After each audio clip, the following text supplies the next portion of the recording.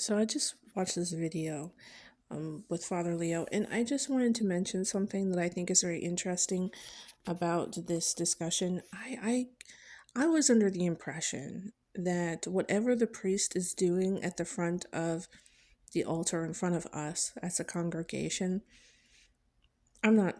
I don't go to the Catholic Church anymore, but I go to a different church. But I was under the impression that you're supposed to imitate what he's doing. So whenever he raises his hands up to say, Thou yours is the kingdom, the power, and the glory now and forever. Amen. I was under the impression we were supposed to do that as well. So the fact that there's kickback on that, I don't quite understand so much. He does do this whole discussion about people, families holding hands. I grew up in a time when it was assumed that even in the huge church of the St. Paul Cathedral, you were going to hold hands with whoever was next to you. It was a stranger, so you were going to hold their hand. And there's also this other thing that's never really addressed formally. Maybe it is in the Catholic, kind of schools where they're teaching young Catholics how to become Catholic, before you become confirmed or baptized as somebody who's converting over, something like this. Maybe it's discussed there, but nobody ever talks about the peace be with you aspect of the church. When there's this moment where you're supposed to say to your fellow people, which I love, that this does not happen in the Orthodox Church.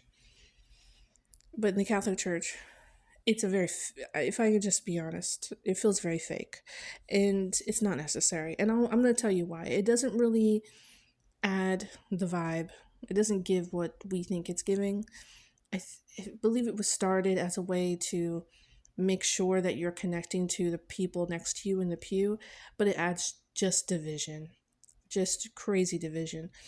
And the reason why I believe it does that is because when I was a teenager, we kind of sat in the same place in the St. Paul Cathedral whenever we went to church. And I went through a very, very religious phase in my life at that time. I was under the impression I was going to become a nun. That didn't happen. But I had my siblings whenever we would go to church as a family. There was four of us and then five of us eventually with my brother and my parents. So we were a huge group of people. We were a whole pew of people, depending on which side of the church you were on. The St. Paul Cathedral is really big. The pews are really big, but depends. Some pews are in certain aisles smaller than others, but we would take up almost a whole pew. And usually when you go at the same time because, all the 8 o'clock people go or 9 o'clock or 12 o'clock would go. We were teenagers, so we would get there at the most latest hour, sometimes the 5 p.m., whatever. But whenever we went at the same time as usual, and the same people would sit in the same spots. So we knew there were a teenage girl that would sit in front of us, or a woman who would go without her husband regularly, or whatever. And so we made a decision as a family that we were going to say to the people around us, we were going to greet everybody around us first, because we were such a big group of people. If by the time I said, peace be with you to all my siblings and my parents, it's over. And this is what every Catholic does. They just do this for their family. They don't really do it to other people.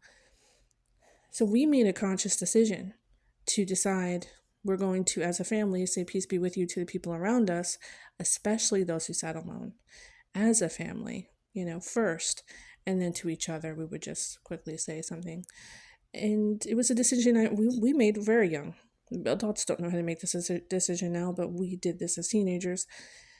And that's how I know the heart posture, just in general, of that particular part of the Mass is just no good. I'm just going to keep it frank.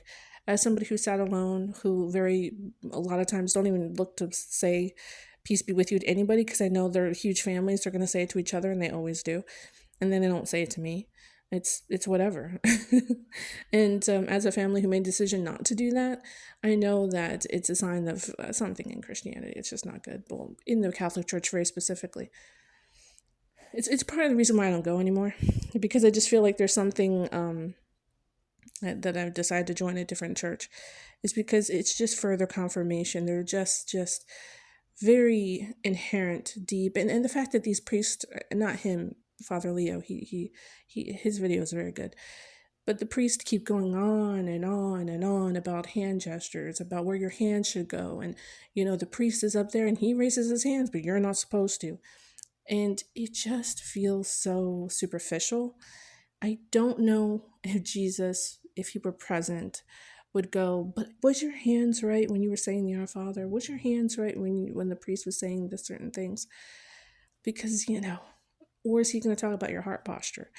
Is he going to talk about how you looked really religious and holy on the outside, but your heart posture is really wrong on the inside? I mean, I could see him saying that.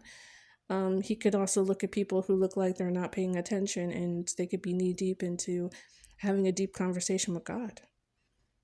They're just not paying attention to where their hands are. Because when you're grieving, when you're in a place of strife, of deep sadness, the last thing you're thinking about is what your hands look like as you do these things.